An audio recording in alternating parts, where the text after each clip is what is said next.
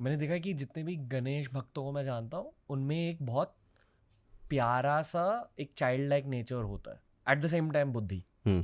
Correct to a, से? गणेश जी को अगर आप समझना, गणेश जी की जो स्टोरीज़ हैं उसमें बहुत अच्छा रिप्रेजेंटेशन है भगवान श्री गणेश का। एक स्टोरी आपको याद होगी, एक स्टोरी नहीं कहना चाहिए, कथा कहनी चाहिए। एक कथा है, जब विनायक से गणेश बने तो माँ पार्वती ने अपनी मैल से एक पुत्र बनाया, जी। उसका नाम विनायक रखा। वो मैल से बना था इसलिए उसके अंदर थोड़े तामसिक गुण थे, क्रोध था। माँ पार्वती ने उससे कहा कि मैं स्नान कर रही हूँ, तुम यहाँ पे द्वारपाल बनो और किसी को अंदर मत आने देना मेरी आज्ञा के बिना। विनायक वहाँ खड़े हो गए।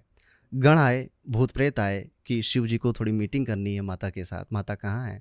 उनने कहा माता अंदर स्नान कर रही हो, मेरे बिना तुम नहीं जाओगे अंदर। तुम हो कौन? मैं विनायक हूँ, ठीक है, माँ का पुत्र हूँ। लोगों को समझ नहीं आया।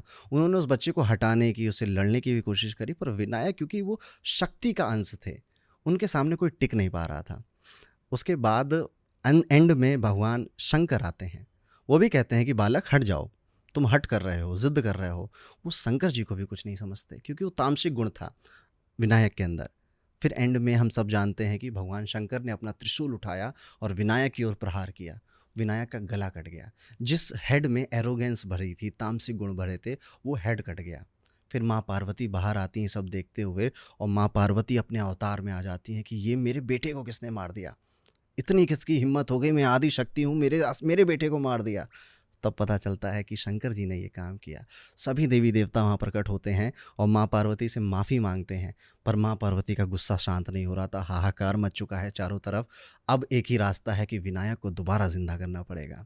सो वर्ल्ड की पहली फर्स्ट सर्जरी होती है और गणों से कहा जाता है कि जो भी जीव ढूंढने जा रहे हो आप, उसकी माँ पीट करके लेटी हो, ऐसे ही जीव को आप लेकर आना।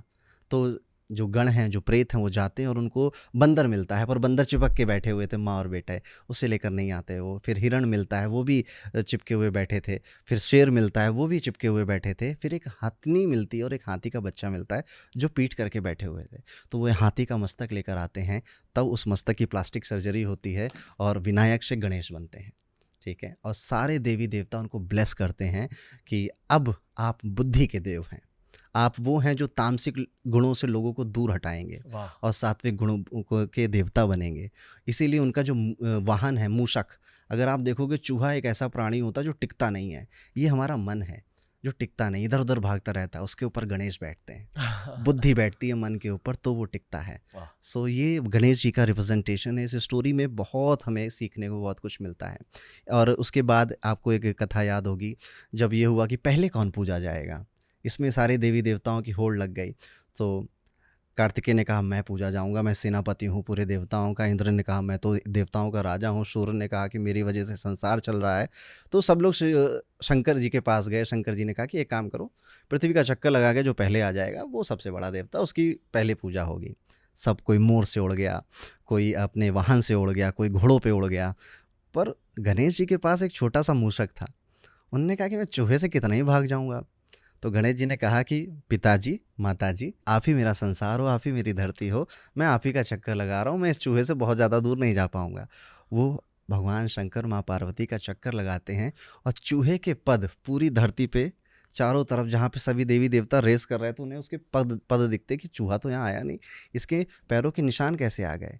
तो यहाँ पे वो उस रेस को जीत जाते हैं। तो एक मैसेज यहाँ पर भी है कि आपके माँ और आपके पिताजी, उनकी जो ब्लेसिंग्स है वो आपको टॉप पे पहुंचा सकती है, नंबर 1 बना सकती है। और इस स्टोरी, इस कथा के बाद ही हम गणेश जी को पहली बार पूजते हैं, सबसे पहले उनकी पूजा करते हैं। कोई भी काम इस दुनिया में होगा गणेश जी की पूजा से ही होगा, शुरुआत वहीं से होगी। जय गणेश। जय श्री गणेश।